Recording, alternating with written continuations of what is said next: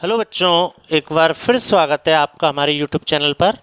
बच्चों, प्रश्नावली 5.2 हमने स्टार्ट कर दी थी, जिस पे हम पढ़ रहे थे सारणिकों के अनुप्रयोग।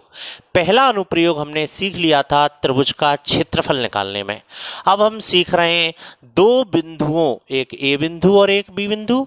इन दो बिंदुओं से एक x1, y1, एक x2, y2, इन दो बिंदुओं से होकर जाने वाली इस रेखा AB का समीकरण निकालना है। दो बिंदु दे रखे हैं हमें, माना दो बिंदु, एक का नाम A लिख दिया है मैंने, कुछ भी दे सकता है x1, y1, और एक दूसरा बिंदु है B x2, y2। सवाल हमसे कह रहा है रेखा AB का समीकरण निकालो। इस रेखा का समीकरण ज्ञात करना है सारणिक की सहायता से। ठीक, देखो एक बात तो आप जानते हो, कक्षा 11 में आप रेखा का समीकरण पढ़ के आए हो। रेखा का समीकरण क्या होता है? व्यापक रूप में ax plus by plus c बराबर 0, जहाँ a, b और c ये तो कांस्टेंट हैं, इनकी जगह तो कुछ भी आ सकता है। आप ये बात तो जानते हैं रेखा का जब समीकरण निकालते हैं तो उसमें दो चर राशि आती हैं, x और y। अब अभी तक x और y तो है ही नहीं, अरे ये तो बिंदु है, ये तो देगा 2,3, 4,5 ऐसे, है ना, बिंदु तो देगा। लेकिन चूंकि रेखा का समीकरण निकालना है तो रेखा के समीकरण में x और y दो चर राशियां आती हैं, x और y मिला के तो एक बिंदु होता है। तो यदि हमें सारणिक की सहायता से रेखा का समीकरण निकालना है तो हम मान लेंगे, माना इस रेखा AB पर एक तीसरा बिंदु जो चर है, चर x, y स्थित है। हम मान लेंगे x, y स्थित है। जैसे ही हम ये मानेंगे कोई तीसरा बिंदु x, y यहाँ स्थित है, तो आप देख पा रहे हैं चित्र में ये तीनों बिंदु कैसे हैं? संरेखीय। चित्र से साफ पता चल रहा है बिंदु A, B, C ये तीनों बिंदु कैसे हैं? संरेखीय। और यदि तीन बिंदु संरेखीय हैं तो हम पढ़ के आए त्रिभुज का क्षेत्रफल क्या होगा? 0। त्रिभुज का क्षेत्रफल 0 होगा। ठीक, संरेखीय है तो त्रिभुज का क्षेत्रफल 0। त्रिभुज का क्षेत्रफल आप जानते हो 1/2 सारणिक में तीनों बिंदु हैं, कैसे भी लिख दो उल्टे सुल्टे, x1, y1, x2, y2 और तीसरा x, y ऊपर नीचे कहीं भी लिख सकते हो। 1, 1, 1 बराबर 0। इस सारणिक को हल करेंगे तो हल करने पर ऑटोमेटिक रेखा का समीकरण आ जाएगा। रेखा का जो भी समीकरण बनेगा वो रेखा का ही समीकरण होगा, आ जाएगा। ठीक है, तो आप वीडियो को यहाँ स्टॉप करके इसका स्क्रीनशॉट ले लें और थ्योरी में आप ये नोट्स में लिख लें। ठीक, एक बार फिर सुने, यदि दो बिंदु दिए गए हों और उनसे होकर जाने वाली रेखा का समीकरण पूछ रहा है, बेटा क्या करोगे आप? उस रेखा पर एक तीसरा बिंदु मान लोगे x, y। क्यों मानोगे?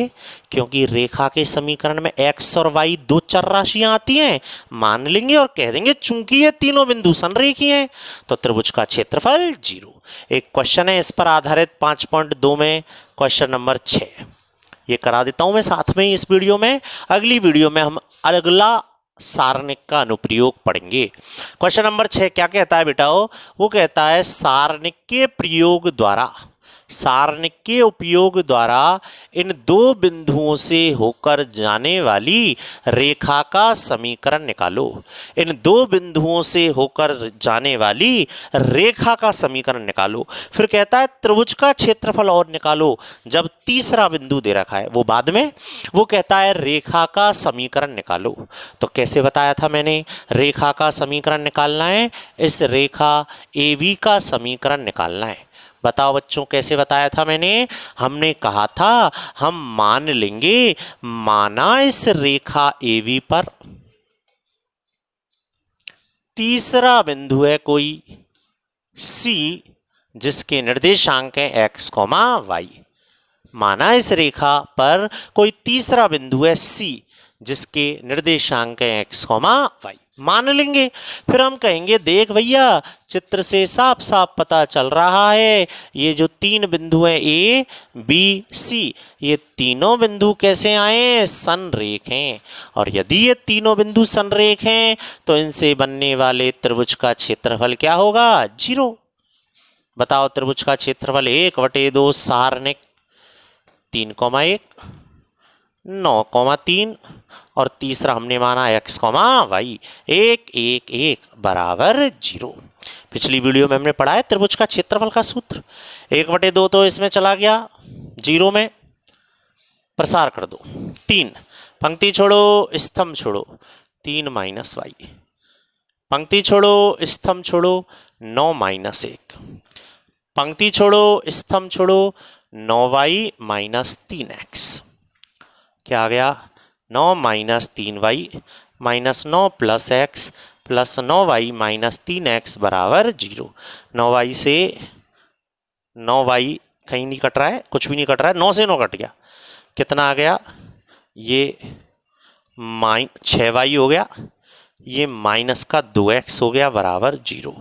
तो 2x बराबर आ गया 6y, 2 से ये कट गया 3 बार, तो रेखा का समीकरण आ गया, रेखा का समीकरण आ गया x बराबर 3y या x - 3y बराबर 0।